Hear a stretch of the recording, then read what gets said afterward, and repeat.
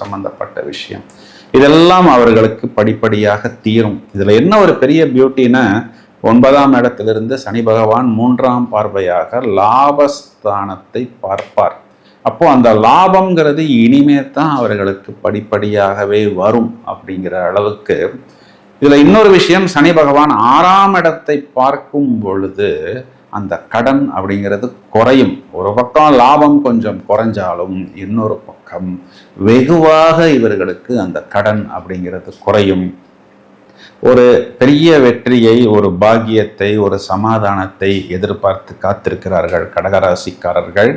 கண்டிப்பாக அவர்களுக்கு வெற்றி வெகு தூரத்தில் இல்லை, கூப்பிடும் தூரத்தில் தான் இருக்கிறது. ஓரளவுக்கு பார்த்தோம்னா இந்த 2026 தொடக்கத்திலிருந்தே இவர்கள் அந்த வெற்றியை சுவைக்க தொடங்கி விடுவார்கள். ஏன்னா இவர்களுக்கு யோகாதிபதி அப்படின்னு சொல்லக்கூடிய அந்த செவ்வாயின் பயணம் இவர்களுக்கு 6ஆம் வீட்டில் தனுராசி மண்டலத்திலிருந்து அந்த 2026 என்பது தொடங்குகிறது.